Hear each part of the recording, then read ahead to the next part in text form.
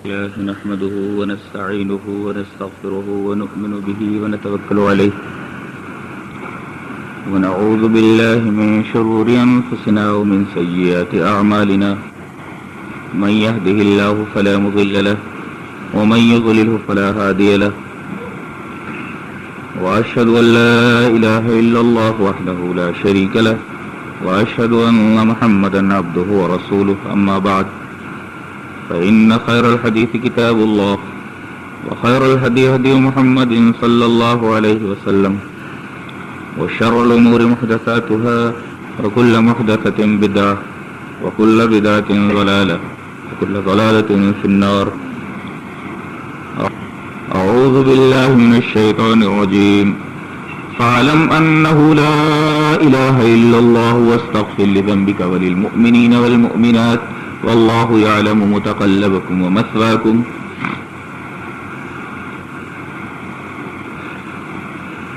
شرح لا الہ الا اللہ کرتے ہوئے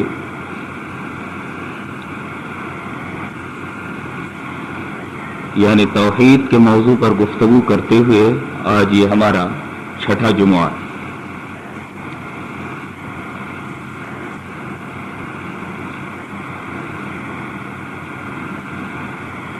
قرآن حکیم کا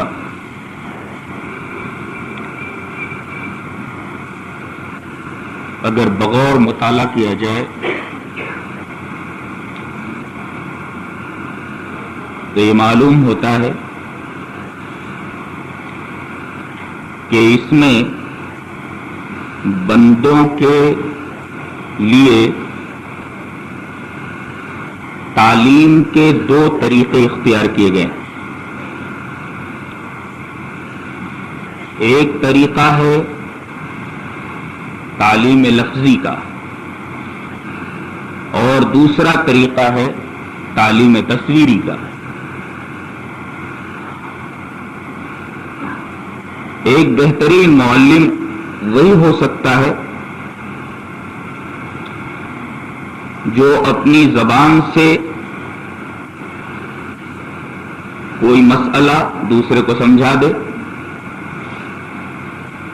ساتھ ساتھ اس مسئلے کو بورڈ پر لکھ کر کے واضح کر دے. اس لیے کہ کبھی کبھی ایسا ہوتا ہے کہ آدمی لفظوں کے ذریعے بات کو نہیں سمجھ پاتا ہے. ہاں، بورڈ پر لکھ کر سمجھا دیا جائے تو مسئلہ اچھی طرح اس کی سمجھ میں آ جاتا ہے. قرآن حکیم نے چونکہ وہ ایک بہترین معلم ہے، اس نے بندوں کو سمجھانے کے لیے یہی دو طریقے اختیار کیے، تعلیم لفظی کا طریقہ بھی اور تعلیم تصویری کا بھی. اور خاص طور سے یہ طریقہ قرآن حکیم نے توحید کے باب میں استعمال فرمایا ہے. جہاں لفظوں میں یہ کہا کہ سورج کی پوجا نہ کرو، چاند کی پوجا نہ کرو، کسی مخلوق کی پوجا نہ کرو، عبادت میرے لیے خاص کر دو، یہ تعلیم لفظی کا طریقہ تھا. ساتھ ساتھ تعلیم تصویری کا طریقہ اس طرح اختیار کیا گیا کہ نبیوں کی پوری زندگی انسان کے سامنے رکھ دی گئی اور توحید کے باب میں خاص طور سے حضرت ابراہیم علیہ السلام کی زندگی کو اللہ نے تعلیم تصویری کے طور پر بندوں کے سامنے پیش کیا ہے کہ اگر توحید کو تم محسوس طریقے سے دیکھنا چاہتے ہو، توحید کیا ہے اپنی آنکھوں سے اگر دیکھنا چاہتے ہو تو میرے خلیل کی زندگی کو دیکھ لو. بورڈ پر لکھ کر سمجھا دیا گیا.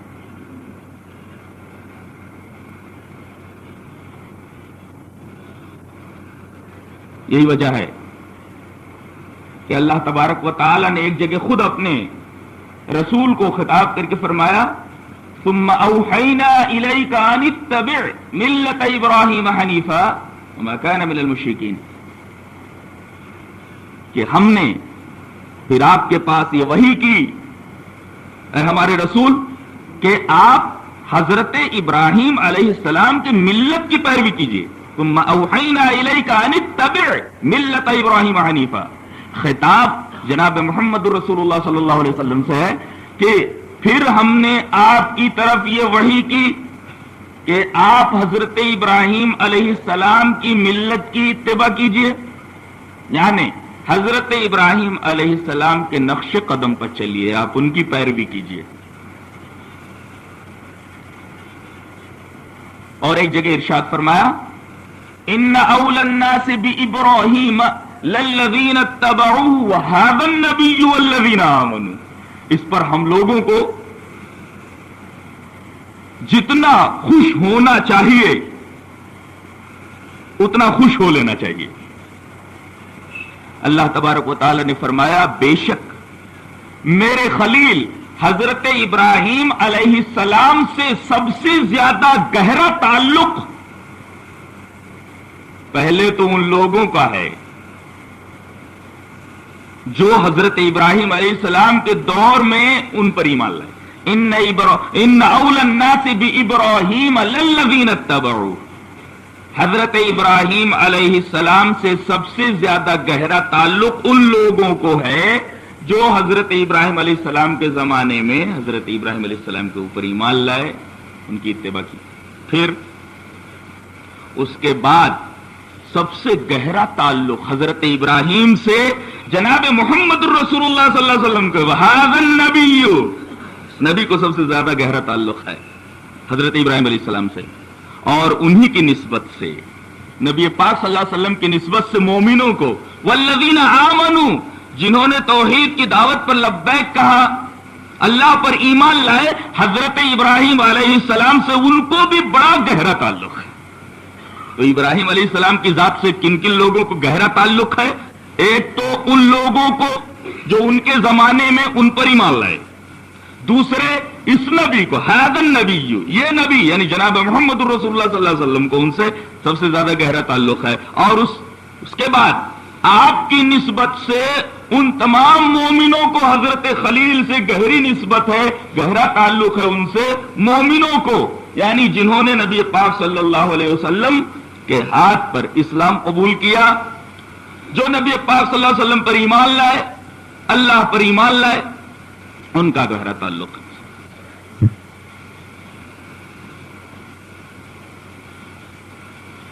سورہ ممتحنہ میں اللہ تبارک و تعالی نے ارشاد فرمایا قد كانت لكم اسوة حسنة في ابراہیم والذین آمنوا معه اذ قالوا لقومهم انا براء منكم ومما تعبدون من دون الله كفرنا بكم وبدا بيننا وبينكم العداوة والبغضاء ابدا حتى تؤمنوا بالله وحده إلا قول إبراهيم لأبيه لأستغفرن لك وما أملك لك من الله من شيء ربنا عليك توكلنا وإليك أنبنا وإليك المصير ربنا لا تجعلنا فتنة للذين كفروا واغفر لنا ربنا إنك أنت العزيز الحكيم لقد كان لكم فيهم أسوة حسنة لمن كان يرجو الله واليوم الآخر ومن يتولى فإن الله هو الغني الحميد. تحقیق کے تم سب کے لیے اے محمد الرسول اللہ کہنے والو، لا الہ الا اللہ کے پڑھنے والو، حضرت ابراہیم علیہ السلام کی زندگی میں اور ان پر ایمان لانے والوں کی زندگی میں اسوہ حسنہ ہے. ابراہیم علیہ السلام کی زندگی میں اور ان پر ایمان لانے والوں کی زندگی میں تمہارے لیے اسوہ حسنہ کا کیا مطلب ہے؟ یعنی تمہیں چاہیے کہ حضرت ابراہیم علیہ السلام کے نقش قدم کی اتباع کرو اور ان پر ایمان لانے والوں کے نقش قدم کی پیروی کرو.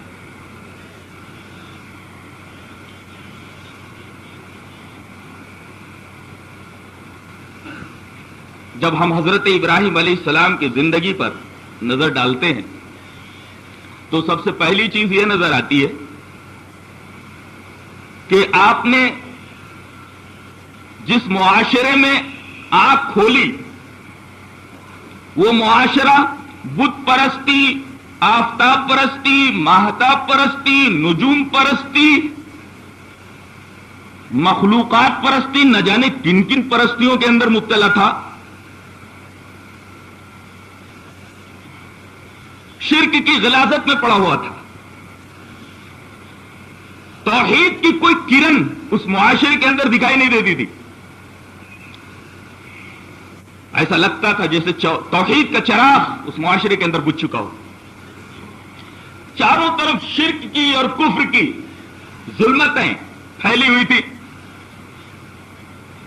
اور شرک اور کفر کی اس تاریکی کے اندر توحید کی کوئی کرن، کوئی جھلک دکھائی نہیں دیتی تھی. ایسے معاشرے میں حضرت ابراہیم علیہ السلام نے مقام عور کے اندر آنکھ کھولی، لیکن انہوں نے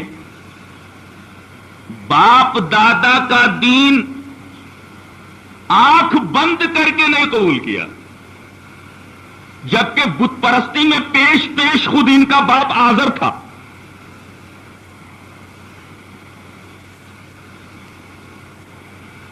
پورا معاشرہ تو بت پرستی میں مبتلا تھا ہی، ان کا باپ اس معاملے میں پیش پیش تھا، لیکن حضرت ابراہیم علیہ السلام نے باپ دادا کے طریقے کو آنکھیں بند کر کے قبول نہیں کیا، بلکہ انہوں نے غور و فکر سے کام لیا، تحقیق سے کام لیا. نتیجہ کیا ہوا؟ تحقیق کے نتیجے میں، غور و فکر کے نتیجے میں، اللہ تبارک و تعالی کی دی ہوئی صلاحیتوں کو استعمال کرنے کے نتیجے میں انہیں توحید کی دولت مل گئی. اگر وہ باپ دادا کے نقش قدم پر چلے ہوتے، تحقیق سے کام نہ لیتے، غور و فکر سے کام نہ لیتے، تو خلت کا مقام اور نبوت کا مقام کجا شرک اور بت پرستی میں نعوذ باللہ مبتلا ہوتے. آپ کی زندگی کا یہ باب ہم لوگوں کے لیے کھلا درس ہے کہ باپ دادا کی روش کو آنکھیں بند کر کے قبول نہ کرو، بلکہ تحقیق اور جستجو کرو، اللہ کی دی ہوئی صلاحیتوں کو کام میں لاؤ. اس مقام پر ٹھہر کر آئیے ایک سوال حل کر لیتے ہیں کہ کیا باپ دادا کا ہر طریقہ ناقابل عمل ہے، ناقابل احتجاج ہے؟ باپ دادا کا کوئی بھی طریقہ اختیار نہیں کیا جا سکتا؟ ایک سوال پیدا ہوتا ہے.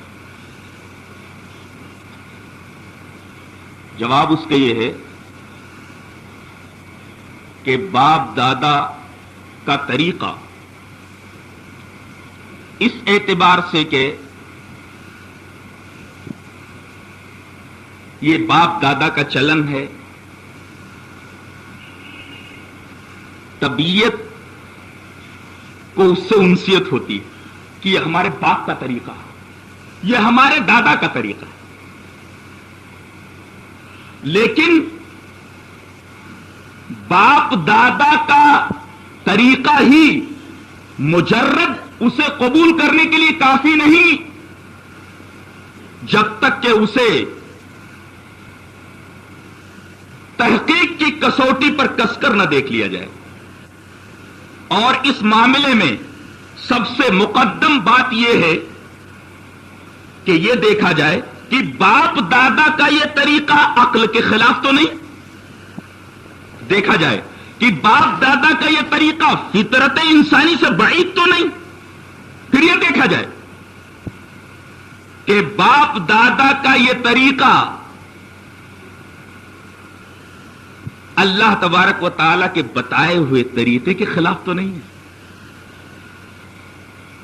اگر ان کسوٹیوں کے اوپر باپ دادا کا طریقہ پورا نہیں اترتا تو باپ دادا کا وہ طریقہ باطل ہے، اور اگر ان کسوٹیوں کے اوپر باپ دادا کا طریقہ کھرا اتر جائے تو باپ دادا کے طریقے کو لے لیا جائے. مطلق یہ کہ یہ باپ دادا کا طریقہ ہے لہذا قابل عمل نہیں، مطلق یہ بات کہ یہ باپ دادا کا طریقہ ہے مطلق قابل عمل ہے، اس معاملے میں دونوں گروہ افراط اور تفریط میں مبتلا ہو گئے ہیں۔ جاہلیت قدیمہ کا نظریہ تو یہ تھا کہ باپ دادا کا ہر طریقہ برحق ہے، اس میں غور و فکر کرنے کی ضرورت نہیں ہے۔ اور جاہلیت جدیدہ کا نظریہ، اس سلسلے میں مشہور شاعر ٹینیسن کا قول ہی کافی ہے۔ اس کا کہنا یہ ہے کہ باپ دادا کا طریقہ کتنا ہی اچھا کیوں نہ ہو، زیادہ دیر تک اگر اسے چلایا جائے تو وہ دنیا کو بگاڑ ڈالے گا۔ یہ جاہلیت جدیدہ کا نظریہ ہے۔ ظاہر ہے کہ یہ دونوں گروہ افراط و تفریط میں مبتلا ہو گئے۔ ایک کی بنا تقلید عامہ پر ہے، جو غور و فکر نہ کرنے کا نتیجہ ہے، اور دوسرے نظریے کی بنیاد خود سری اور انا پرستی کے اوپر ہے اور بددماغی کے اوپر ہے کہ باپ دادا کا طریقہ بالکل ہی غلط ہے۔ ایک نظریہ لوگوں کو اینسسٹر ورشپ کی طرف لے جاتا ہے، باپ دادا کی پرستش کی طرف، اور دوسرا نظریہ الحاد و زندقہ کی طرف لے جاتا ہے۔ اس سلسلے میں حضرت یوسف علیہ السلام کی مثال ہمارے سامنے ہے اور بڑی عمدہ ہے۔ آپ نے قیدیوں کے سامنے کیا کہا تھا؟ وَاتَّبَعْتُ مِلَّةَ آبَائِي، پہلے یہ بات کہی انہوں نے، اِنِّي تَرَكْتُ مِلَّةَ قَوْمٍ لَا يُؤْمِنُونَ بِاللَّهِ وَهُمْ بِالْآخِرَةِ هُمْ كَافِرُونَ وَاتَّبَعْتُ مِلَّةَ آبَائِي إِبْرَاهِيمَ وَإِسْحَاقَ وَيَعْقُوبَ، میں نے ان لوگوں کا طریقہ، ان لوگوں کا مذہب، ان لوگوں کا مسلک چھوڑ دیا ہے جو اللہ پر ایمان نہیں رکھتے اور جو آخرت کے منکر ہیں، آخرت کا انکار کرتے ہیں۔ ہاں، واتبعت ملت آبائی، میں نے اپنے آبا و اجداد کے ملت کی اتباع کی ہے، اور میرے آبا و اجداد کون تھے؟ حضرت اسحاق، حضرت ابراہیم، حضرت یعقوب۔ دیکھیں یہاں باپ دادا کے طریقے کی اتباع کرنے کی بات کر رہے ہیں۔ اگر ڈائریکٹ یہ کہہ دیا جائے کہ باپ دادا کا کوئی طریقہ قابل اتباع نہیں ہے، پھر اس آیت کریمہ کا کیا مطلب ہے؟ واتبعت ملت آبائی، حضرت یوسف علیہ السلام فرما رہے ہیں میں نے اپنے آبا و اجداد کے دین کی اتباع کی ہے۔ بات بالکل صاف ہو گئی کہ آبا و اجداد کا طریقہ نہ بالکل غلط ہے اور نہ بالکل صحیح ہی ہے، بلکہ باپ دادا سے آئے ہوئے طریقے کو ان کسوٹیوں کو اوپر کس کر دیکھا جائے، جو کسوٹیاں ابھی میں نے بیان کی، کہ آیا وہ عقل کے خلاف تو نہیں، فطرت انسانی سے بعید تو نہیں، اور بالاجمال اللہ تبارک و تعالیٰ کے بتائے ہوئے طریقے کے خلاف تو نہیں۔ اگر ان کسوٹیوں کے اوپر باپ دادا کا طریقہ پورا اترتا ہے تو صحیح ہے، لے لیا جائے، اور اگر پورا نہیں اترتا تو ردی کی ٹوکری میں ڈال دیا جائے۔ تو حضرت ابراہیم علیہ السلام نے آنکھیں بند کر کے باپ دادا کے دین کی اتباع نہیں کی، بلکہ غور و فکر سے کام لیا، انہوں نے تحقیق کی اور توحید کی دولت ان کے ہاتھ میں آ گئی۔ یہ کھلا ہوا درس ہے کہ باپ دادا کے دین کو بلا تحقیق مت مانو، غور و فکر سے کام لو، اس لیے کہ اللہ تبارک و تعالی نے تمہیں صلاحیتیں دے رکھی ہیں اور ان صلاحیتوں کو کام میں لانے کی ترغیب دی ہے، حکم دیا ہے۔ ایک جگہ ارشاد فرمایا ان السمع والبصر والفؤاد کل اولئک کان عنہ مسئولا، کہ اللہ نے جو قوت سماعت دی ہے، سننے کی قوت، دیکھنے کی جو قوت دی ہے، قوت بصارت، دماغ دیا ہے جو سوچنے کی قوت، ان تمام نعمتوں کے بارے میں، صلاحیتوں کے بارے میں کل قیامت کے دن پوچھا جائے گا۔ جہنمی جب جہنم کے دروازے پر ہکال کر ایک ریوڑ کی شکل میں لائے جائیں گے تو جہنم کا داروغہ ان سے یہی پوچھے گا الم یاتکم نذیر، کیا تمہارے پاس کوئی ڈرانے والا نہیں آیا؟ تو وہ کیا کہیں گے؟ قالوا بلا، ہمارے پاس نذیر آیا، فکذبنا وقلنا ما نزل اللہ من شیء ان انتم الا فی ضلال کبیر، ہم نے تو ان کو جھٹلا دیا اور یہ کہا کہ تمہارے اوپر کوئی چیز نازل نہیں ہو، تم ایک بڑی گمراہی کے اندر مبتلا ہو۔ وقالوا كنا نسمع او نعقل، کاش کہ ہم سنتے اور تحقیق سے کام لیتے۔ وقالوا لو كنا نسمع او نعقل ما كنا في اصحاب السعیر، کاش کہ ہم حق بات کو سنتے اور سننے کے بعد تحقیق سے کام لیتے. کوئی بھی طریقہ ہے، کوئی بھی بات ہے، کاش کہ ہم اس طریقے کو، اس بات کو سنتے اور سننے کے بعد عقل سے کام لیتے. قالوا لو كنا نسمع او نعقل، سنتے اور عقل کی کسوٹی پر پرکھ کر دیکھتے تو ما كنا فی اصحاب السعیر، تو آج ہم جہنمی نہ ہوتے.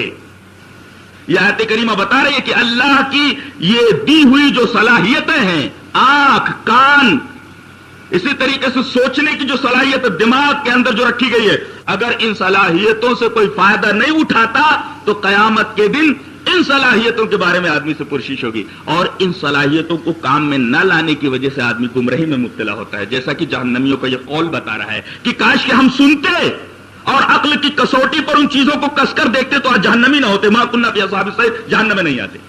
کتنے لوگ ہیں جو اپنی عقل کو معطل کیے ہوئے ہیں، اپنی صلاحیتوں کو بیکار چھوڑے ہوئے ہیں، وہ غور و فکر سے کام نہیں لیتے، تحقیق و جستجو سے کام نہیں لیتے. بس ان کے لیے اتنا کافی ہے کہ یہ باپ دادا کا طریقہ ہے.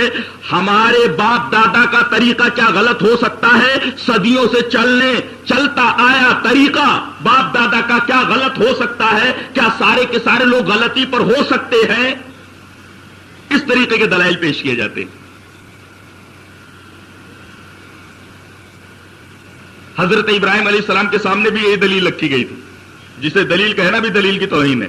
اللہ تبارک تعالیٰ ارشاد فرماتا ہے وَلَقَدْ آتَيْنَا إِبْرَاهِيمَ رُشْدَهُ مِنْ قَبْلُ وَكُنَّا بِهِ عَالِمِينَ إِذْ قَالَ لِأَبِيهِ وَقَوْمِهِ مَا هَٰذِهِ التَّمَاثِيلُ الَّتِي أَنتُمْ لَهَا عَاكِفُونَ قَالُوا وَجَدْنَا آبَاءَنَا لَهَا عَابِدِينَ. ہم نے حضرت ابراہیم علیہ السلام کو ہوش مندی دی تھی اور ہم ان کے تمام حالات سے واقف تھے. ایک مرتبہ ایسا ہوا کہ اپنے باپ اور اپنی قوم کو ایک بت کے سامنے جھکے ہوئے دیکھا تو اپنے باپ اور اپنی قوم سے کہا ما هذه التماثيل التي انتم لها عاكفون، یہ اسٹیچوز، یہ بت کیا ہیں کہ تم ان کی عبادت پر جمے ہوئے ہو؟ تو قالوا وجدنا آباءنا لها عابدین، ہم نے اپنے آبا و اجداد کو ان کی عبادت کرتے ہوئے پایا. بس ہمارے آبا و اجداد ان کی عبادت کرتے تھے، ہم بھی کرنے لگے. آنکھیں بند کر کے باپ دادا کے طریقے کو لے لینا بہت بڑی جہالت ہے اور بہت بڑی صفات ہے، اور یہ قوموں کی گمراہی میں بہت بڑا رول ادا کرنے والی چیز ہے.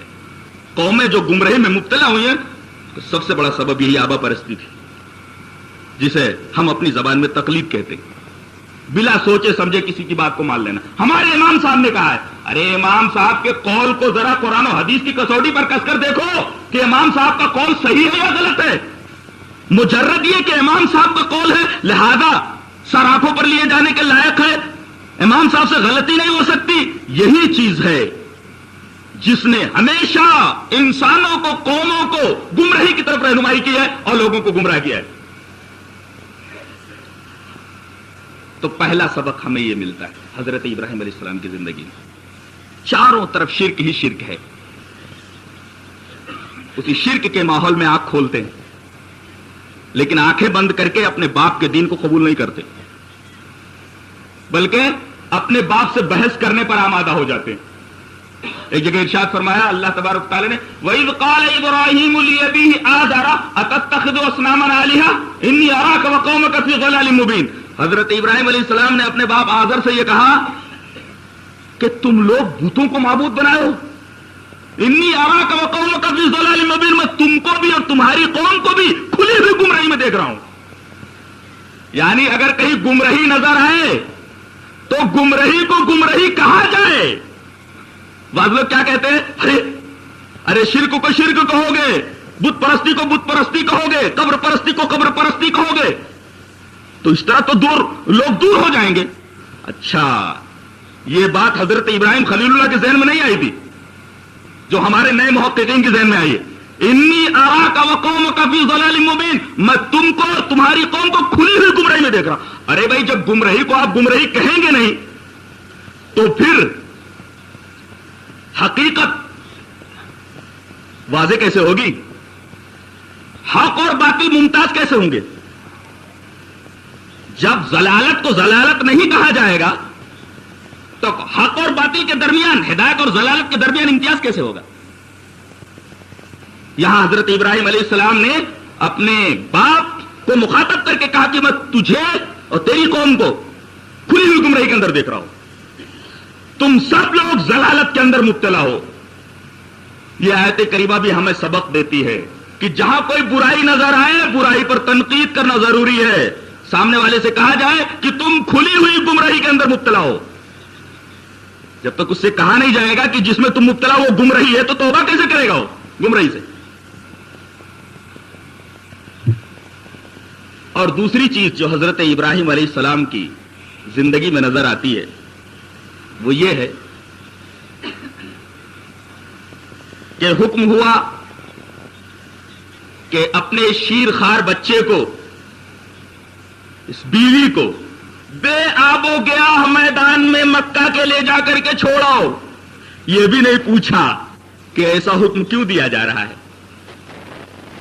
یہ بھی نہیں پوچھا کہ میرے رب بے آب و گیا میدان میں، وادی غیر ذی زرع میں، جہاں چھاؤں نہیں ہے، جہاں سایہ نہیں ہے، جہاں دھوپ کی حکومت ہے، جہاں تحت نگاہ درخت ہے ہی نہیں، پانی کا انتظام کیسے ہوگا میرے رب؟ کھانے کا انتظام کیسے ہوگا میرے رب؟ حضرت ابراہیم علیہ السلام نے پوچھا؟ نہیں پوچھا، صرف حکم کی تعمیل میں سر تسلیم خم کر دیا۔ یہاں ایمان والوں کے لیے سبق ہے کہ جب اللہ تبارک و تعالیٰ کا حکم آئے تو ایمان والے بے دریغ بلا چوں چرا اس کے اوپر عمل کریں۔ یہ حضرت ابراہیم علیہ السلام کی سنت ہے۔ بچہ کس طرح رہے گا، بیوی کس طرح زندہ رہے گی، اللہ سے نہیں پوچھا انہوں نے، اور اسی کا نام توکل ہے۔ یہ کھلا ہوا درس ہے ایمان والوں کے لیے کہ اللہ کے ہر حکم پر بلا چوں چرا عمل کیا جائے، بے دریغ عمل کیا جائے، اور اس میدان میں تو چوں چرا کی گنجائش بھی نہیں ہے۔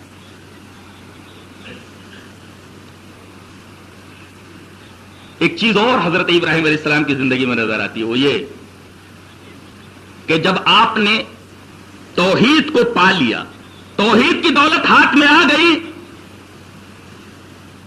تو سب سے پہلا کام انہوں نے یہ کیا کہ شرک سے برات کا اظہار کیا۔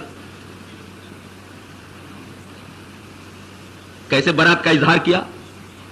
اتنا انقلابی نعرہ ہے وہ جو حضرت ابراہیم علیہ السلام کی زبان مبارک سے نکلا ہے، زندہ و جاوید کلمہ ہے، خدا کی قسم۔ اور مسلمانوں کو حکم دے دیا گیا کہ وہ سورہ فاتحہ سے پہلے پڑھا کریں ہر نماز میں۔ وہ واقعہ ہی پورا پڑھ لیتے۔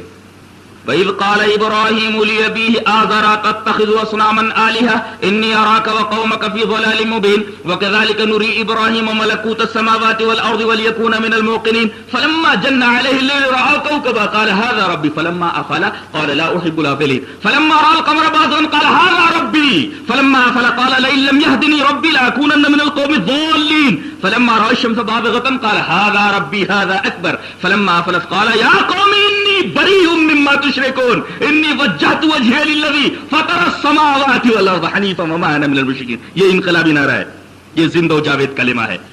یہ کب ادا ہوا؟ جب آپ نے شرک سے برات کا اظہار کیا، کہا قال یا قوم انی بریء مما تشرکون، اے میری قوم میں بیزار ہوں، بری ہوں اس چیز سے جو تم کرتے ہو، یعنی شرک۔ میں شرک سے بیزاری کا اعلان کرتا ہوں، میں شرک سے برات کا اعلان کرتا ہوں۔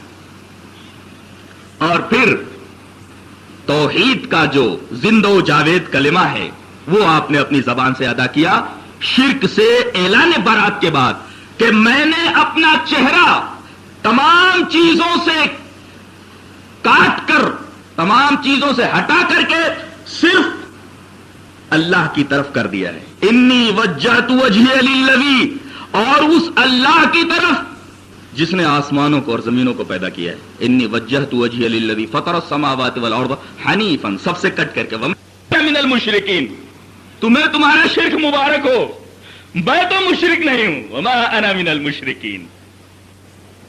یہ جملہ حضرت ابراہیم خلیل اللہ کی زبان مبارک سے ادا ہو. تو یہاں ایمان والوں کے لیے درس یہ ہے کہ وہ جب توحید کی دولت کو پائیں تو شرک سے برات کا اعلان کریں، شرک سے بیزاری کا اعلان کریں. حضرت ابراہیم علیہ السلام کی زندگی کے اس باب کے اندر ہمیں یہ رہنمائی ملتی ہے. ایک چیز اور ہم دیکھتے ہیں کہ جیسے ہی توحید کی دولت حضرت ابراہیم علیہ السلام کو ملی، اس کے پھیلانے میں انہوں نے کسی مداہنت سے، کسی بزدلی سے اور کسی سستی سے کام نہیں لیا. کوئی مداہنت نہیں برتی، سستی سے کام نہیں لیا، بزدلی سے کام نہیں لیا، بلکہ علل اعلان آپ نے توحید کو لوگوں کے سامنے پیش کیا. سب سے پہلے تو اپنے باپ ہی کو نصیحت کر ڈالی. اللہ تبارک و تعالیٰ نے وہ پوری نصیحت سورہ مریم کے اندر نقل فرمائی ہے. وَاذْكُرْ فِي الْكِتَابِ إِبْرَاهِيمَ إِنَّهُ كَانَ صِدِّيقًا نَبِيًّا إِذْ قَالَ لِأَبِيهِ يَا أَبَتِ لِمَ تَعْبُدُ مَا لَا يَسْمَعُ وَلَا يُبْصِرُ وَلَا يُغْنِي عَنكَ شَيْئًا يَا أَبَتِ إِنِّي قَدْ جَاءَنِي مِنَ الْعِلْمِ فَاتَّبِعْنِي أَهْدِكَ صِرَاطًا سَوِيًّا يَا أَبَتِ لَا تَعْبُدِ الشَّيْطَانَ إِنَّ الشَّيْطَانَ كَانَ لِلرَّحْمَنِ عَصِيًّا يَا أَبَتِ إِنِّي أَخَافُ أَن يَمَسَّكَ عَذَابٌ مِّنَ الرَّحْمَنِ فَتَكُونَ لِلشَّيْطَانِ وَلِيًّا. یہاں تک حضرت ابراہیم علیہ السلام کی نصیحت ہے اپنے باپ کو. یہ تبلیغ ہے. اور انداز تبلیغ دیکھیے، ایک کو تبلیغ کیسے کی انہوں نے، انداز تبلیغ کیا ہے، اور دوسرے تبلیغ کیا ہے وہ بتایا. اور یاد کیجئے کتاب کے اندر حضرت ابراہیم علیہ السلام کا واقعہ، آپ صدیق تھے، نبی تھے. اپنے باپ سے انہوں نے کہا یا ابتی، اے میرے ابا، اے میرے ابا. یہ جو لفظ ہے یہ بتا رہا ہے کہ جب آدمی تبلیغ و دعوت کے میدان میں اترے تو نرمی سے کام کرے. سختی اگر اختیار کرے گا اول والا میں، سامنے والا بدت جائے گا. یا ابتی، اے میرے ابا. اور دوسری بات یہ معلوم ہوئی کہ جب تبلیغ کرنے لگے تو رشتوں کا لحاظ رکھے. بھائی ہے تو بھائی کی طرح پیش آئے اگرچہ وہ مشرک ہے. باپ ہے تو جس طرح باپ کے ساتھ احترام سے پیش آیا جاتا ہے، اگرچہ وہ مشرک ہے لیکن احترام وہاں بھی ملحوظ رہے. خالہ ہے تو وہاں بھی ادب ملحوظ رہے کہ یہ میری ماں کی بہن ہے، میرے ماں کے مقام پر ہے. رشتوں کا احترام سکھایا قرآن حکیم. رشتوں کا احترام کس طرح کیا جائے اگرچہ وہ مشرک ہی کیوں نہ ہو. اتنا فراخ دل اور اتنا کشادہ دل دنیا کا کوئی مذہب نہیں ہو سکتا. عقیدہ اگرچہ بدل جائے، احترام اور ادب کے اندر فرق نہیں آیا. یہ تعلیم ہے اسلام کی. اذ قال لأبیہ یا ابتی، جب انہوں نے اب کہا اپنے باپ سے اے میرے ابا، یا ابتی. یہ ہے تبلیغ کا انداز، نرمی جو یا ابتے سے سمجھ میں آ رہی. اور تبلیغ کیا ہے وہ دیکھیے. لم تعبد ما لا يسمع ولا يبصر ولا يغني عنك شيئا. آپ ایسی چیزوں کی کوئی عبادت کرتے جو سن نہیں سکتے، جو دیکھ نہیں سکتے، اور آپ کا کوئی فائدہ بھی نہیں کر سکتے. ولا يغني عنك شيئا، یعنی اللہ کے علاوہ نہ تو کوئی سن سکتا ہے ما فوق الاسباب طریقے سے، اور نہ تو کوئی دیکھ سکتا ہے، اور نہ تو کوئی ذرہ برابر فائدہ پہنچا سکتا ہے. یہ حضرت ابراہیم علیہ السلام کے درس توحید ہے اپنے باپ کے سامنے. اور آگے فرمایا میں اللہ کا نبی ہوں، علم میرے پاس ہے، تمہارے پاس علم نہیں ہے. یا ابتی انی قد جانی من العلم فتبعنی، علم میرے پاس ہے تو میری اتباع کیجئے، تب آپ کو صراط مستقیم ملے گا. اہدیک صراطا سویا، تب سیدھا راستہ ملے گا. اس کا مطلب یہ ہے کہ آدمی کو تلاش کرنا چاہیے کہ علم حقیقی کس کے پاس ہے. قرآن حکیم کا علم کس کے پاس ہے، حدیث کا علم کس کے پاس ہے. علم جس کے پاس ہو قرآن و حدیث کا، اس کے پاس جائے اور وہاں مسئلہ معلوم کرے، اس لیے کہ علم اس کے پاس ہے. اور جب علم اس کے پاس ہے تو ہدایت کا راستہ وہیں ملے گا آدمی. فاتبعنی اہدک صراطا سویا. اس کے بعد فرما رہے یا ابت لا تعبد الشیطان ان الشیطان کان للرحمن عصیا. اے میرے باپ شیطان کی عبادت نہ کرو، بے شک شیطان تو اللہ تبارک و تعالیٰ کا نافرمان ہے، رحمان کا نافرمان. یہ آیت کریمہ بتا رہی ہے کہ غیر اللہ کی پرستش شیطان کی پرستش ہے. جو آدمی قبر کی پوجا کر رہا ہے وہ شیطان کی پوجا کر رہا ہے. جو آدمی کسی اور چیز کی پوجا کر رہا ہے وہ در حقیقت شیطان کی پوجا کر رہا ہے. غیر اللہ کی پرستش اور غیر اللہ کی پوجا در حقیقت شیطان کی پوجا ہے, شیطان کی پرستش ہے. اور آخری ٹکڑا, توحید کو ماننے سے فائدہ کیا ہوتا ہے اور شرک کی ڈگر پر چلنے کا نقصان کیا ہوتا ہے وہ بھی بتا دیا گیا. حضرت ابراہیم علیہ السلام بتائے, ارے بھائی آپ جس چیز کو پیش کر رہے ہیں اس چیز کے مضرات بتائیے نہ کرنے پر, اور اگر آپ نے ایکسپٹ کر لیا تو اس کے فوائد کیا ہے بتانا پڑے گا. کوئی چیز پیش کر رہے ہیں تو سامنے والے کو نقصان بتایا جائے اس کے انکار پر, اور جو چیز آپ پیش کر رہے ہیں اس کو ایکسپٹ کرنے پر, اسے قبول کرنے پر فوائد بتائے جائے, تب نہ آدمی قبول کرے گا. اس لیے کہ آدمی کی فطرت ہے, جب تک اس کو کسی چیز میں فائدہ نظر نہیں آتا تب تک اس چیز کو تسلیم نہیں کرتا. فائدے ہی کی وجہ سے تو لوگ چمٹے ہوئے ہیں. اگر یہ عقیدہ نہ ہو کہ اب کچھ فائدہ نہیں پہنچا سکتے تو پہنچ جائے گا وہاں چڑھانے کے لیے. کہہ رہے ہیں یا ابت انی اخاف ان یمسک عذاب من الرحمن فتکون للشیطان ولیا. بڑی پیاری بات کہی کہ اے میرے ابا, دیکھیے میرے ابا ہر جملے میں جو بات کہہ رہے ہیں, ہر جملے میں ہر بات سے پہلے ابا ضرور بول رہے ہیں, اے میرے ابا. یا ابت انی اخاف, میں ڈرتا ہوں, ان یمسک عذاب من الرحمن, کہ رحمان کی طرف سے تمہارے اوپر کوئی عذاب نہ آ جائے. اس کا مطلب ہے آدمی جب شرک میں مبتلا ہوتا ہے منتظر رہے طرح طرح کے عذابوں کے عروج کا. اس کے اوپر طرح طرح کے عذاب آئیں گے. مشرک طرح طرح کی مصیبت میں مبتلا رہتا ہے. کہتے جن لگ گیا چلو مزار کے اوپر, آسیب لگ گیا چلو بابا کے پاس, کسی کی کرنی ہے کسی کی دھرنی ہے, کسی نے کچھ کر دیا کسی نے کچھ کر دیا, اب چلو. طرح طرح کی مصیبتوں میں زندگی بھر گرفتار رہتا ہے. یا ابتی انی اخاف ان یمسک عذاب من الرحمن, اللہ کی طرف سے کوئی عذاب نہ آ جائے. دیکھو یہ اللہ نہیں کہا, رحمان کا ہے, رحمان کا ہے. اللہ بندوں پر رحیم ہے, لیکن جب آدمی شرک میں مبتلا ہوتا ہے تو اللہ تبارک و تعالیٰ کا رحم اس سے دور ہو جاتا ہے. کیسے؟ فتکون للشیطان ولیا. دیکھو جیسے شیطان اللہ تبارک و تعالیٰ کی رحمت سے دور ہو گیا اپنی نافرمانی کی وجہ سے, اگر تم شرک میں مبتلا ہو تو تم بھی اللہ کی رحمت سے دور ہو جاؤ گے, جبکہ اللہ رحمان ہے. رحمان لانے کا دیکھ رہے ہیں آپ نقطہ, جبکہ کہہ سکتا تھا کہ اللہ تبارک و تعالیٰ کی طرف سے عذاب آئے, ایسے نہیں کہا, بلکہ رحمان کی طرف سے نہ عذاب آ جائے تمہارے پر. یہ رحمان لانے کا نقطہ ہے کہ اللہ سراپر رحمت ہے, لیکن جب آدمی شرک میں مبتلا ہوتا ہے تو اسی طریقے سے راندے درگاہ ہو جاتا ہے, اسی طریقے سے اللہ تبارک و تعالیٰ کی رحمت سے دور ہو جاتا ہے جیسے شیطان اللہ کی رحمت سے دور ہوا.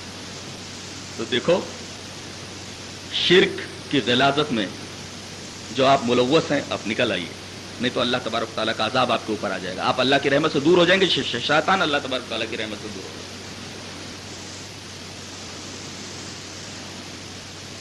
تو بھائی ہر ایکشن کا ایک ریئیکشن ہوتا ہے. دعوت پیش کی گئی,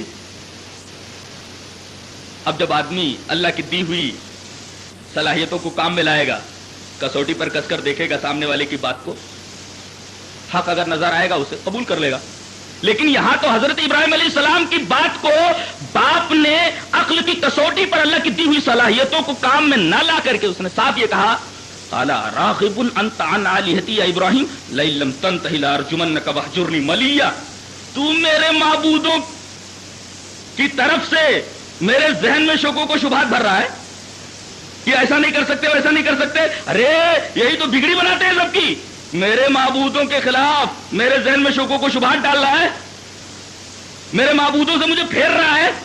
رک جا اپنی حرکت سے, لئن لم تنتہ, اگر اپنی حرکت سے رکا نہیں تو لارجمنک, پتھر مار مار کر ہلاک کر دوں گا.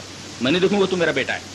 لارجمنک واہجرنی ملیا, اور جا میری نظروں سے دور ہو جا, میری نظروں کے سامنے تو آنا ہی نہیں.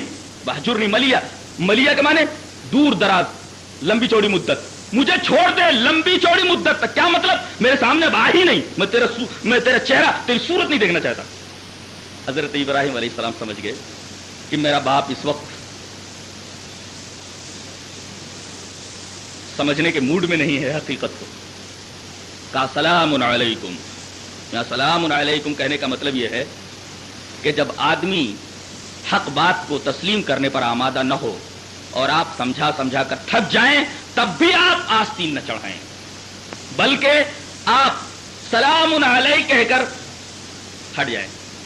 اور جہاں عباد الرحمان کی خوبیاں بیان کی گئی ہیں، صفات بیان کی گئی ہیں، ان میں سے عباد الرحمن کی ایک خوبی یہ بھی بیان کی گئی ہے، وَإِذَا خَاطَبَهُمُ الْجَاهِلُونَ قَالُوا سَلَامًا، جب ان سے جاہل مخاطب ہوتے ہیں تو وہ سلام علیکم کہہ کر کے گزر جاتے ہیں۔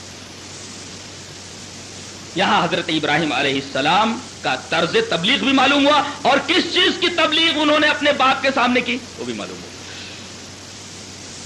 یہ کھلا ہوا درس ہے ایمان والوں کے لیے کہ جب وہ توحید کو قبول کر لیں تو سب سے پہلے اپنے اعزاء اور اقارب کے سامنے توحید کی دعوت کو رکھیں، اور بڑے اچھے انداز میں رکھیں، رشتوں کا احترام کرتے، اور اگر وہ لوگ نہ مانیں تو ہاتھا پائی پر مت اترو، سلام علیک کہہ کر گزر جاؤ۔ حضرت ابراہیم علیہ السلام کی زندگی میں اور آپ کے ماننے والوں کی زندگی میں ایک چیز اور ہے جسے ہم لوگ کم سے کم نظر انداز کیے ہوئے ہیں، ذرا وہ باب میں پیش کر دیتا ہوں آپ کی زندگی کا۔ قد كانت لكم اسوة حسنة في ابراهيم والذين معه اذ قالوا لقومهم انا براء منكم ومما تعبدون من دون الله، تمہارے لیے حضرت ابراہیم کی زندگی میں اسوہ حسنہ ہے، آپ پر ایمان لانے والوں کی زندگی میں اسوہ حسنہ ہے۔ کیسے؟ یاد کرو، اذ قالوا لقومهم انا براء منكم، میں تم لوگوں سے بری ہوں، میں تم لوگوں سے بری ہوں، تم لوگوں سے اعلان بیزاری کرتا ہوں۔ وَمِمَّا تَعْبُدُونَ مِن دُونِ اللَّهِ، تم سے بھی بیزار ہیں ہم، اور اللہ کے علاوہ جن کی تم پوجا کر رہے ہو ان سے بھی ہم بیزار ہیں، دونوں چیزوں سے۔ اس کا مطلب کیا ہوا کہ اگر مشرک ہے، بدعتی ہے، مفسد ہے، تو ایسے لوگوں کے ساتھ گہری دوستی نہ کرو۔ مشرک ہے وہ، کہیں ایسا نہ ہو کہ تمہارے ذہن میں کئی شکوک و شبہات بھر دے، اس لیے کہ مشرک جو ہوتا ہے مفسد فی الارض ہوتا ہے، زمین میں فساد کرنے والا ہوتا ہے، اس سے بھلائی کی امید مت رکھو، لہذا اس سے بھی اعلان بیزاری کرو، اور جس چیز کی یہ پوجا کر رہا ہے اس سے بھی اعلان بیزاری، تو اس سے بھی میں بیزار، اور اللہ کو چھوڑ کر کے جس کی تو پوجا کر رہا ہے اس سے بھی میں بیزار۔ انا براء منکم ومما تعبدون من دون اللہ، تم سے بھی میں بیزار اور جن کی تم عبادت کرتے ہو ان سے بھی بیزار۔ اور صرف اسی جملے پر اکتفا نہیں کیا ان لوگوں نے، حضرت ابراہیم علیہ السلام نے اور آپ کے ماننے والے، بلکہ یہ کفرنا بکم، ہم نے تمہارا انکار کیا، تم نے ہمارے رب کا انکار کیا تو ہم نے تمہارا انکار کیا۔ اور اسی پر اکتفا نہیں کیا بلکہ یہ بھی کہا وَبَدَا بَيْنَنَا وَبَيْنَكُمُ الْعَدَاوَةُ وَالْبَغْضَاءُ، آج سے ہمارے تمہارے درمیان دشمنی اور بغض و عداوت شروع ہو گئی ہے۔ یہ تیسرا جملہ قابل غور ہے، یعنی جو اللہ کے ساتھ شرک کرتا ہو، بدعتی ہو، اس کے خلاف دل میں بغض رکھنا یہ ایمان کا درجہ ہے۔ یہ تیسرا جملہ قابل غور ہے، یعنی جو اللہ کے ساتھ شرک کرتا ہو، بدعتی ہو، اس کے خلاف دل میں بغض رکھنا یہ ایمان کا درجہ ہے۔ اس کے خلاف دل میں بغض رکھو، مشرک کے خلاف دل میں بغض رکھو، دشمنی رکھو اس کے خلاف۔ کہا وَبَدَا بَيْنَنَا وَبَيْنَكُمُ الْعَدَاوَةُ وَالْبَغْضَاءُ، آج سے عداوت، دشمنی اور بغض شروع ہو چکا ہے ہمارے اور تمہارے درمیان۔